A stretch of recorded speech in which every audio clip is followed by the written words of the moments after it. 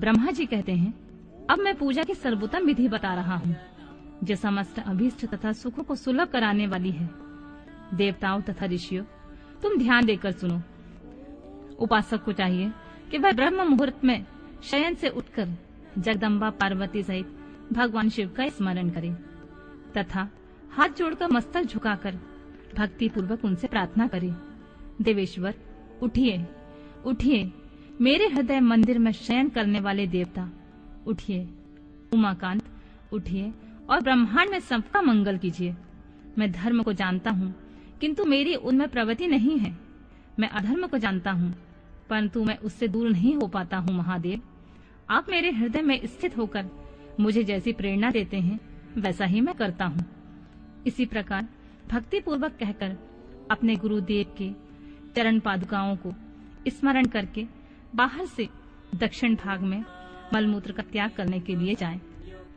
मल त्याग करने के बाद मिट्टी और जल से धोने के बाद शरीर की शुद्धि करके दोनों हाथों और पैरों को धोकर दंतवन करें।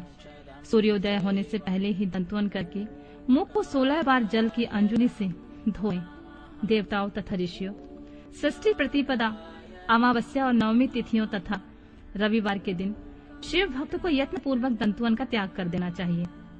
अवकाश के अनुसार नदी आदि में जाकर घर में ही भली भांति स्नान करें। मनुष्य को देश और काल के विरुद्ध स्नान नहीं करना चाहिए। रविवार, श्राद्ध, संक्रांति, ग्रहण, महादान, तीर्थ, उपवास दिवस अथवा अशौच प्राप्त होने पर मनुष्य गर्म जल से स्नान न करें। शिव भक्त मनुष्य तीर्थ आदि में प्रवाह के सम्मुख होकर स्नान करें। जो नहाने के पहले तेल लगाना चाहे, उसे विहित एवं निषिद्ध दिनों का विचार करके ही तेलांग करना चाहिए। जो प्रतिदिन तेल लगाता हो अथवा जो तेल इत्र आदि से वासित हो, उसका लगाना किसी भी दिन दूषित नहीं है। सरसों का तेल ग्रहण को छोड़कर किसी दूसरे दिन में दूषित नहीं होता। इस तरह देश काल का विचार करके विधि पूर्वक स्नान करें। स्नान के समय अपने मुख को उत्तर अथवा पूर्व की ओर रखना चाहिए। शुद्ध वस्त्र से इष्ट देव के स्मरण पूर्वक स्नान करें। जिस वस्त्र को दूसरों ने धारण किया हो अथवा जो दूसरों के पहनने की ही वस्तु हो तथा जिसे स्वयं रात में धारण किया गया हो, वह वस्त्र उचिष्ट कहलाता है। उससे तभी स्नान किया जा सकता है जब उसे धो लिया गया हो। स्नान के पश्चात देवताओं, ऋषियों तथा पितरों की तृप्ति देने वाला स्नानांग तर्पण करना चाहिए। उसके बाद धुला हुआ वस्त्र पहने और आचमन करें। द्विजोतमो, गोबर आदि से लीप पोत कर स्वच्छ किए हुए शुद्ध स्थान में जाकर वहां सुंदर आसन की व्यवस्था करें। वह आसन विशुद्ध काष्ठ का बना हुआ, पूरा फैला हुआ तथा विचित्र होना चाहिए। ऐसा आसन संपूर्ण अभीष्ट तथा फलों को देने वाला होता है। उसके ऊपर बिछाने के लिए यथायोग मृग चर्म आदि का ग्रहण करें। शुद्ध बुद्धि वाला पुरुष उस आसन पर बैठकर भस्म से त्रिपुंड लगाएं। त्रिपुंड से जप तप तथा दान सफल होता है। भस्म के अभाव में त्रिपुंड का साधन जल आदि बताया गया है। इस तरह त्रिपुंड करके मनुष्य रुद्राक्ष धारण करे, अपने नित्य कर्म के संपादन करके फिर शिव की आराधना करे। तत्पश्चात 3 बार मंत्रोच्चारण के पूर्वक आचमन करे। फिर वहां शिव की पूजा के लिए अन्न और जल लाकर रखें। दूसरी कोई जो वस्तु आवश्यक हो उसे यथाशक्ति जुटाकर अपने पास रखें। इस प्रकार पूजन सामग्री का संग्रह करके वहां धैर्य पूर्वक स्थिर भाव से बैठें।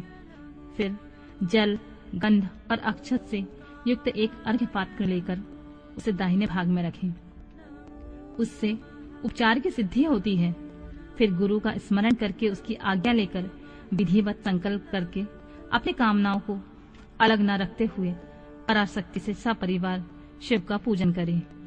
एक मुद्रा दिखाकर सिंदूर आदि उपचारों द्वारा सिद्धि बुद्धि सहित विघ्नहारी गणेश जी का पूजन करें।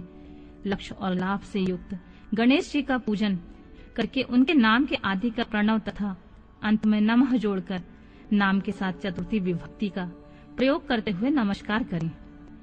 उसके बाद उनसे क्षमा याचना करके पुनः भाई कार्तिकेय सहित गणेश जी का पराभक्ति से पूजन करके उन्हें बारंबार नमस्कार करें। तत्पश्चात सदा द्वार पर खड़े रहने वाले द्वारपाल महोदय का पूजन करके सत्य साध्वी गिरिराज कुमारी उमा जी का पूजन करें। चंदन, कुमकुम तथा धूप, दीप आदि अनेक उपचारों तथा नाना प्रकार के नैवेद्यों से शिवा का पूजन करके नमस्कार करने के पश्चात साधक शिव जी के समीप जाए। यथासंभव अपने घर में मिट्टी, सोना, चांदी, धातु या अन्य पारे आदि की शिव प्रतिमा बनाए और उसमें नमस्कार करके भक्ति परायण हो उसकी पूजन करें। उसकी पूजा हो जाने पर सभी देवता पूजित हो जाते हैं। मिट्टी का शिवलिंग बनाकर विधि पूर्वक उसकी स्थापना करें। अपने घर में रहने वाले लोगों को स्थापना संबंधी सभी नियमों का सर्वथा पालन करना चाहिए। भूत शुद्धि तथा मातृका न्यास करके प्राण प्रतिष्ठा करें। शिवालय में दिक्पालों की भी स्थापना करके उनकी पूजा करें। घर में सदा मूल मंत्र का प्रयोग करके शिव की पूजा करनी चाहिए। वहां द्वारपालों का पूजन सर्वथा नियम नहीं है। भगवान शिव के समीप ही अपने लिए आसन की व्यवस्था करें। उस समय उत्तराभिमुख बैठकर फिर आचमन करें। उसके बाद दोनों हाथ जोड़कर तब प्राणायाम करें। प्राणायाम काल में मनुष्य को मूल मंत्र की 10 आवृत्तियां करनी चाहिए। हाथों से 5 मुद्राएं दिखाएं। यह पूजा का आवश्यक